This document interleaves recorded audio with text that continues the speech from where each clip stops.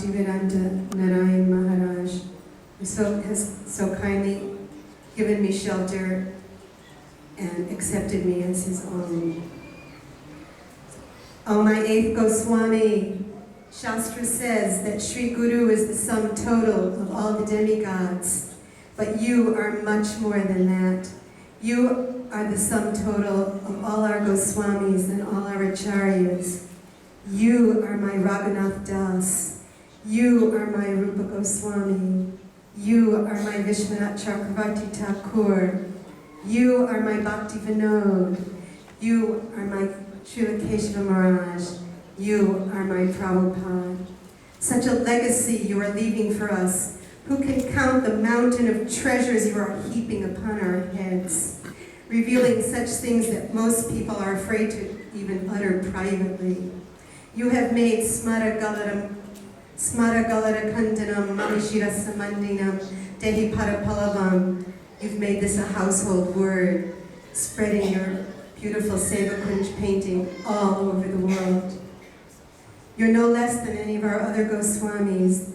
Like Raghunath Das, you ran away from home. Raghunath Das ran away so many times and his parents kept bringing him back. They didn't want to give him up. Finally, he was able to get away.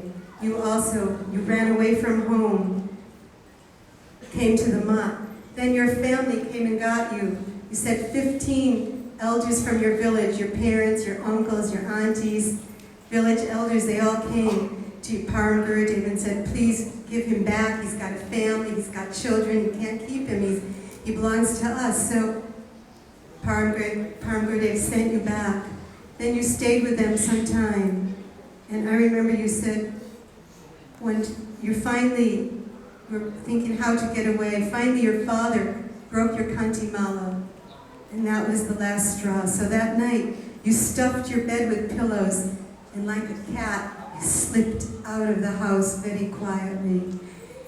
And very bravely, without any fear at all, you went through a very fearsome jungle where no one would enter at night, a jungle filled with ghosts. And there you were, with just your dhoti and a chadar, not even a kurta, not any paisa in your pocket, only your Harinam mala, and chanting Hare Krishna. You made your way through that fearsome jungle where no one else would enter. So you are my Raghunath Das. You are my Vishwanath Chakravarti Thakur. Yatraiva Gangam Anunaviradam Arya Majetu Nimagnanoka. Krishna tells the gopis that he'll take them across Manasi Ganga with all of their yogurt and butter in his broken down old boat. So they had no other choice. They thought the boat looked a little bit unsafe. But then halfway across, he said, don't worry, come, it'll be safe. But halfway across, Krishna conjured up a big ferocious storm, and the boat was about to capsize, and all the gopis are terrified. And Krishna's laughing and says, well, you better throw all of your pots overboard. Still, the boat's not safe. So then Krishna says, all right, now your ornaments, absolutely everything that you can dispense with has to be thrown overboard. Even their bangles and earrings. And poor Srimati Radhika, she got so scared that she just jumped in Krishna's arms for shelter. So how that Krishna, he tricked Srimati Radhika into getting her embrace. Oh, Kandari, you are no less than him. You're just like that Krishna. You invite all these poor, helpless, innocent people to come in your boat. I will take you across the Bhav Sagara. Don't worry, everyone. Come, Prabhu, come. There's a space for you here. Mataji, come. I will provide everything you need. You don't have to worry for anything. Baby, come. Here's a place for you. So then you say, don't worry, this is a safe boat. Then, when we get away from the shore and it's too far to go back, you start rocking the boat. And then you sit there laughing, smiling at everyone and say, all right, it looks like it's getting a little dangerous. You've got to throw all your excess baggage overboard. What?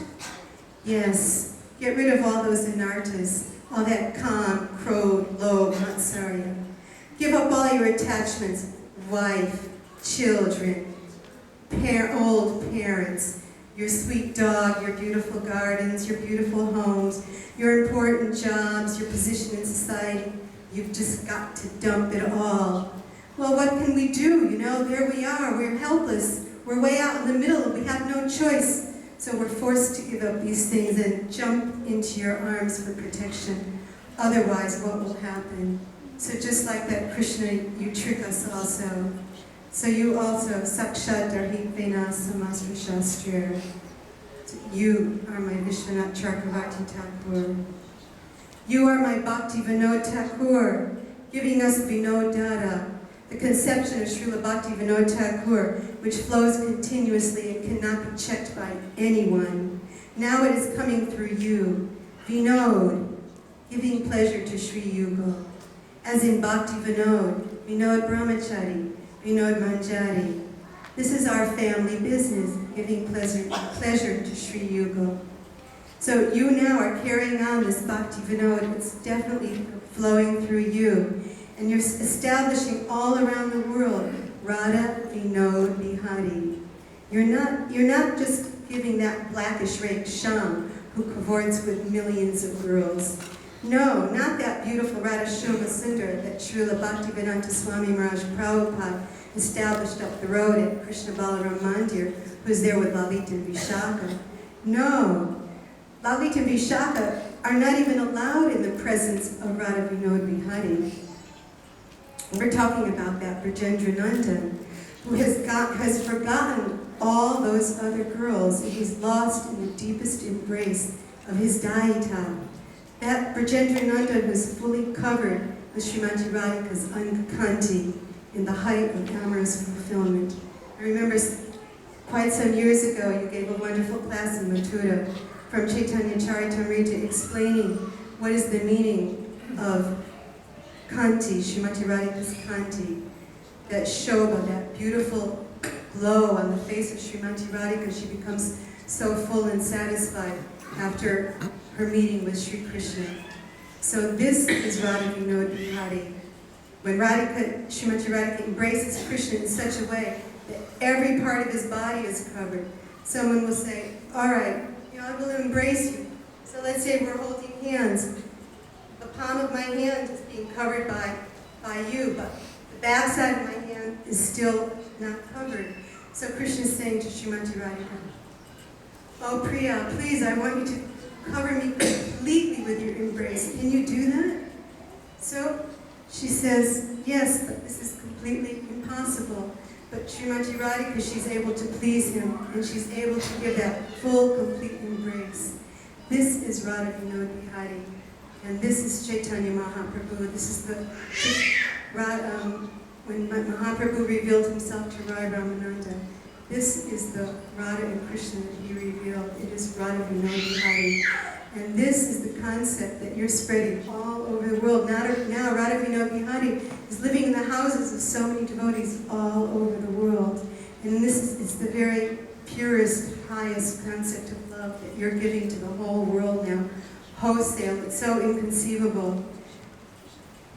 So you are my Vishwanath Chakravarti Thakur. You are my Rai Ramananda. You are my Bhakti Vinod. And this is the actual message of Chaitanya Mahaprabhu. This is the message that now you're substantiating for posterity, dedicating yourself to leaving a great literary legacy to the whole world. Fairly recently you were discussing Madhurya Kadambini, and you explained the meaning of Megamala.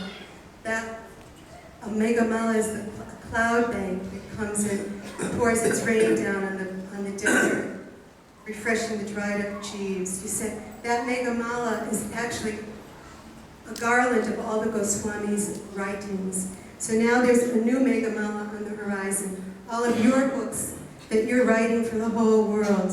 And in this way, your books, they're just flowing from your fingertips now. Your books, they're released for the cool, refreshing rains of the amorous Adi Ras that's flowing down from below Vraj now, extinguishing the fire of material lust in our hearts, in which we've been burning up for millions and millions of births. And this is what you're giving to the world now.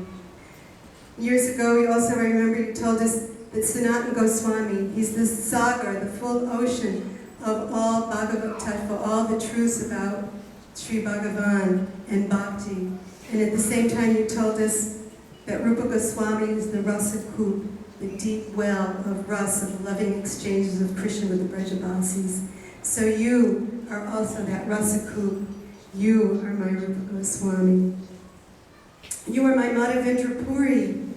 Your message is the very essence of Srimad Bhagavatam, that kheer that was enjoyed by Kshirashara Gopinath, that Gopinath himself personally gave to Madhavendra Puri, sent to him, that very kheer that Chaitanya Mahaprabhu tasted when he came through Yamuna on his way to Jagannath Puri, that then came through Bhaktivinoda Thakur, and now you're also that very same kheer. You're giving us, this is what's coming in all of your books that you're so dedicated to producing for the benefit of all humanity now. This is the nectar of your writings. This is the honey for the starving ears of the whole world. Your books are just ever fresh and fully alive. Chaitanya, filled with the living force of divine love. And this is the current of bhakti flowing now, so how there can ever be any question about your position in our Gaudiya line, how anyone can ever question your greatness and your sincerity and your position in the Parampara. I also wanted to say, it is your Hari Katha, your Rasi Katha, all of your books, all the sound vibration that's coming out of you now, that's keeping the whole world afloat. The whole world, you're purifying the ethers. The ethers, they're constantly polluted by, Madhava Maharaj was saying, the sound vibration, the lying of the lawyers, the butchers killing the animals every day all over the planet, all the lawyers that are cheating the world, all the big corporate directors that they're lining their pockets and exploiting the resources of the universe, of the world for their own fulfillment, their own enjoyment. The whole world would be sinking under this, but your vibration is keeping everything alive. And even these most grossly sinful people are